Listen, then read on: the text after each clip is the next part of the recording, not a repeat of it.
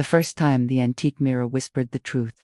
Evelyn Harper was not looking at her own reflection but at the faint smear of red that appeared just behind her left shoulder, a color that vanished the moment she turned around, leaving her alone in the quiet Chicago townhouse she had inherited from her late grandmother. And in that instant she understood something was deeply wrong with the man sleeping upstairs, because mirrors do not lie, they only wait for the right moment to reveal what has been carefully hidden. And if you want to know how a marriage can rot from the inside while smiling perfectly from the outside, stay with this story until the end. And if you enjoy slow, intelligent revenge stories, take a second after this opening to like the video, subscribe to the channel, and leave a comment with your thoughts, because what comes next only grows darker with every reflection. Evelyn had married Daniel Harper 7 years earlier, a successful financial consultant with calm eyes, clean suits, and a voice that never rose even during arguments, the kind of man neighbors trusted with spare keys and coworkers trusted with secrets. And for years she believed she had won a safe life, predictable and polished, until the mirror arrived with the rest of her grandmother.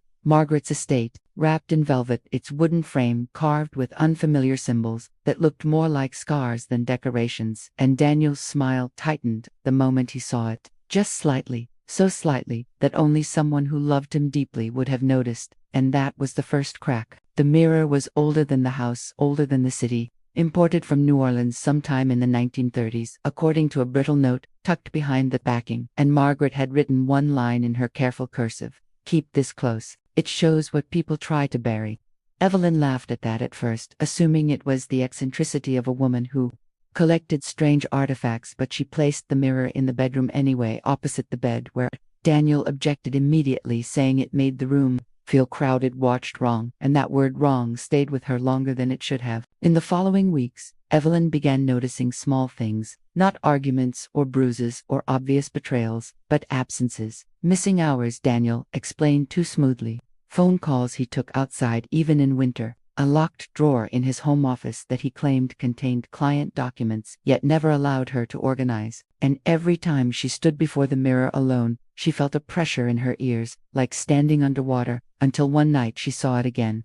The red smear, clearer now, shaped almost like a handprint, hovering inches from Daniel's reflected chest while he slept behind her, peaceful and unmarked. She did not scream, she did not wake him, because Evelyn was not that kind of woman. She was a listener, a watcher, someone who learned early that silence could be sharper than shouting. The next morning she called her mother to ask about Margaret, about her life before Chicago, and her mother hesitated too long before answering, finally admitting that Margaret had left New Orleans suddenly after the death of her first husband, a man no one spoke about, a man whose name had been erased from family records.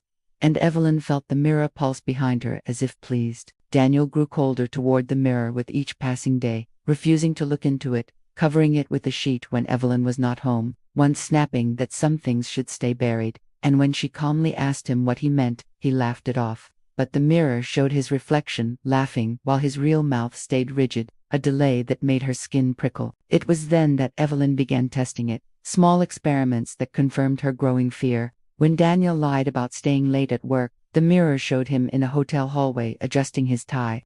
When he claimed a client dinner, the mirror reflected a woman's hand sliding into his nails, painted a familiar shade Evelyn recognized from a bottle in his car. And still, Evelyn said nothing.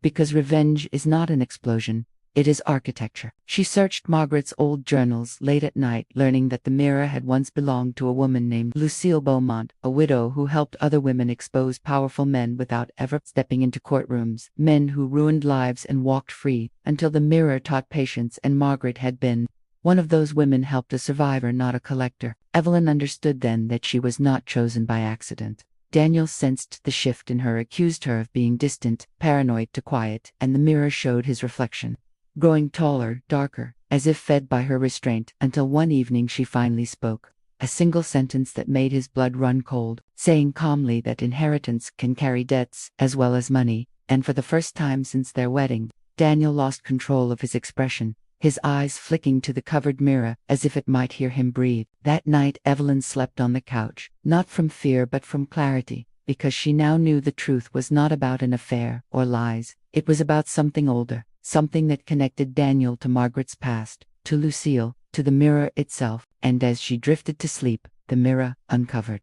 reflected Daniel standing alone in the bedroom, whispering apologies to a surface that did not forgive, and Evelyn smiled in the dark, finally understanding that the most devastating revenge is the one that waits, learns, and never rushes. By the third week after Evelyn uncovered the mirror's nature, her life slipped into a careful performance where every word mattered and every silence carried intent. Because Daniel began watching her the way guilty men do, not with fear but with calculation, and the mirror revealed this change mercilessly, showing his reflection, rehearsing conversations before he spoke them aloud, practicing concern, regret, affection, while his real self moved like a chess player who had realized too late that the board itself was against him.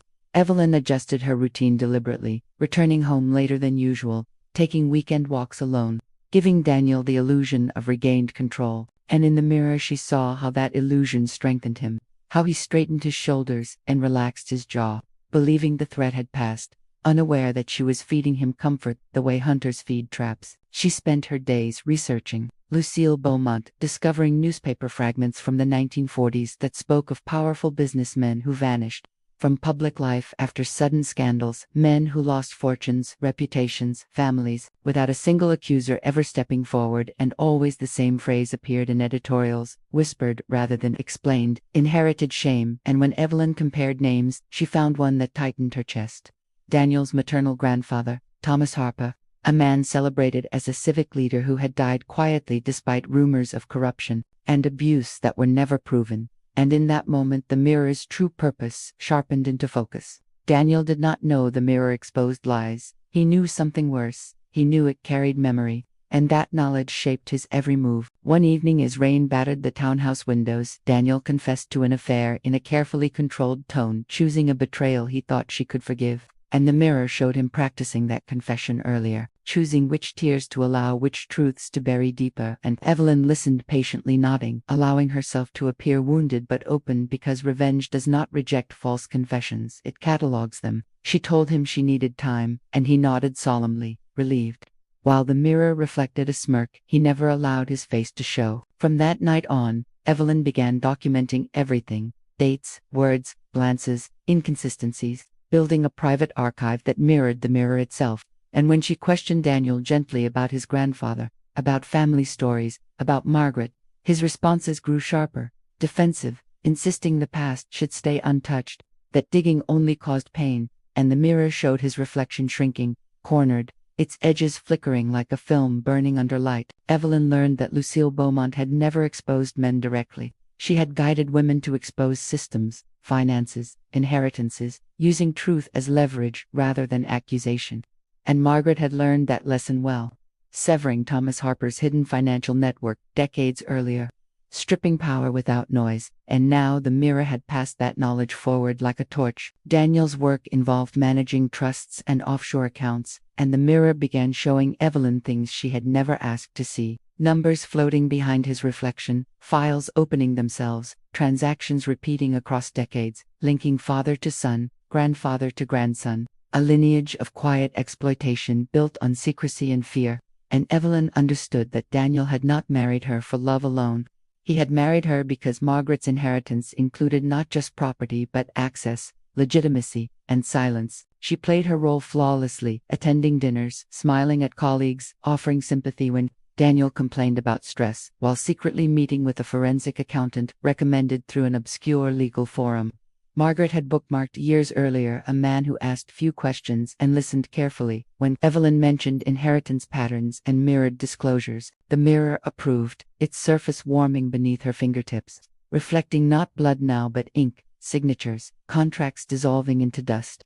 Daniel grew restless, snapping at small inconveniences, accusing Evelyn of hiding things, and the mirror showed his reflection, shouting long after his real voice fell silent, revealing how close he was to losing control. One night, he attempted to remove the mirror while Evelyn slept, wrapping it in blankets, dragging it toward the stairs, and the mirror reflected him slipping, falling not physically but financially, scenes of accounts freezing, partners turning away, his future collapsing in rapid flashes, and he froze, hands shaking, abandoning the mirror and retreating to the bedroom where he sat awake until morning.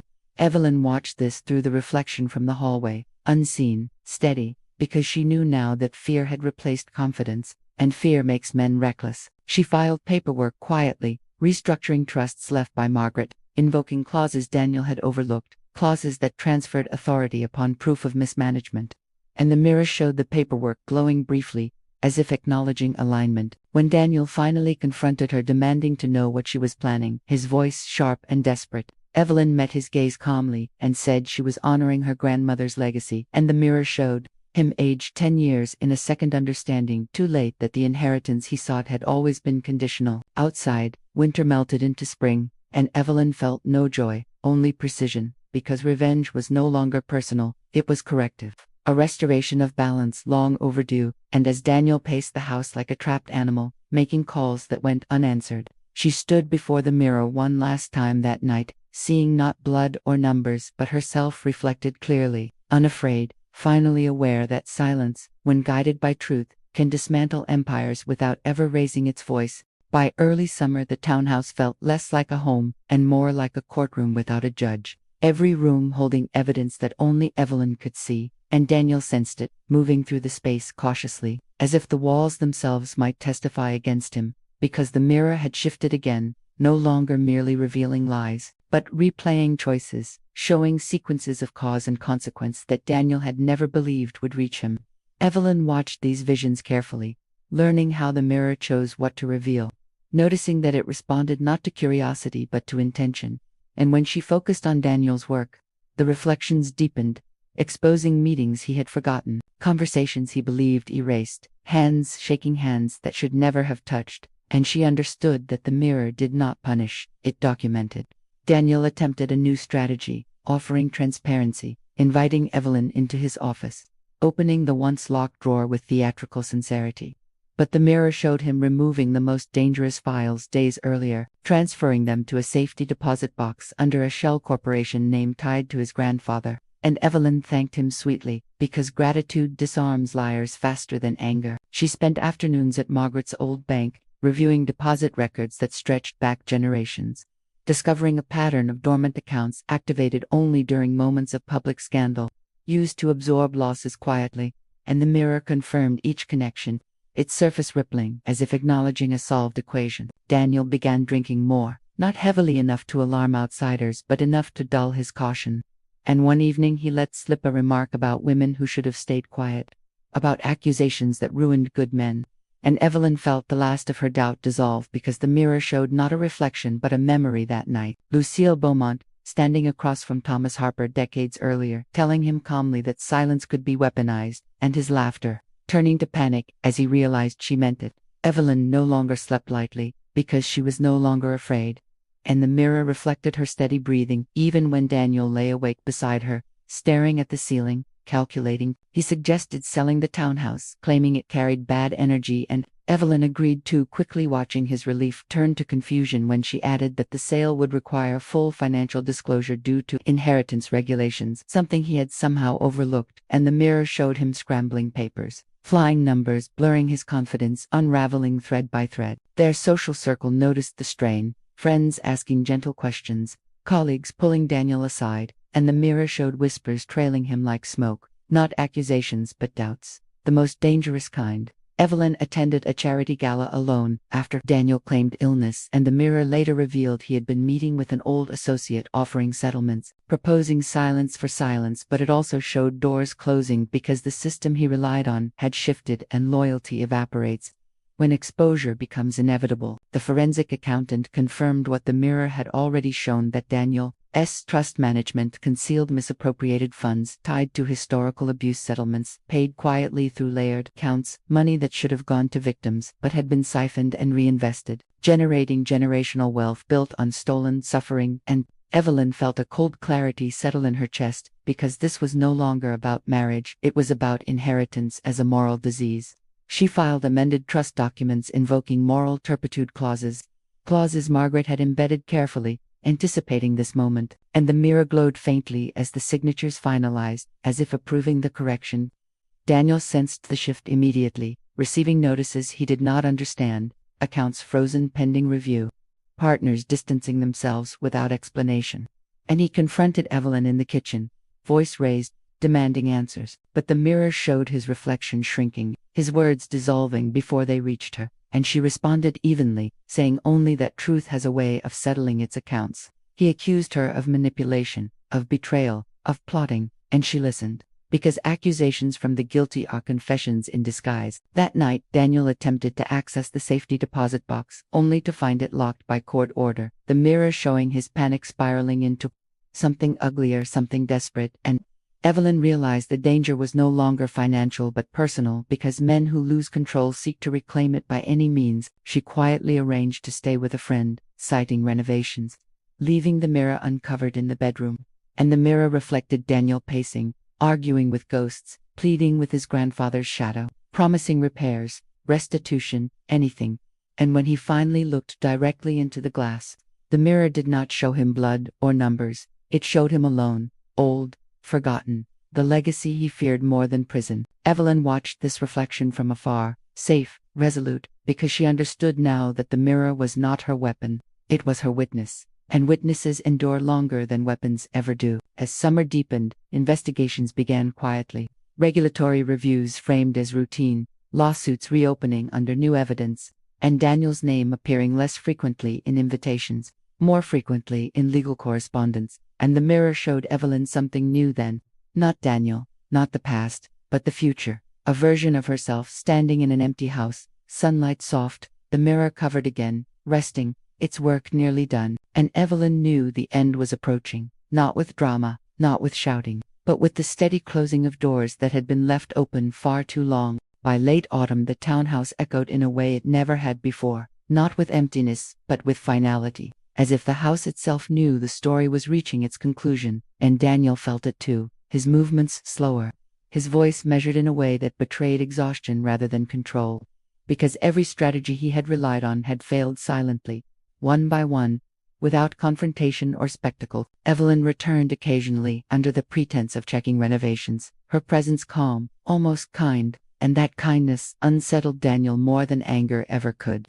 Because the mirror showed him that kindness was not forgiveness, it was closure. Legal notices continued arriving with polite language and devastating implications. Trustees requesting clarification, regulators asking for documentation that no longer existed, former allies declining meetings without explanation, and the mirror reflected Daniel reading these letters again and again, searching for loopholes that were no longer there. He tried once more to rewrite the narrative, inviting Evelyn to dinner, cooking himself, speaking of fresh starts and mutual mistakes. But the mirror showed him practicing the conversation with empty chairs, bargaining with outcomes rather than emotions.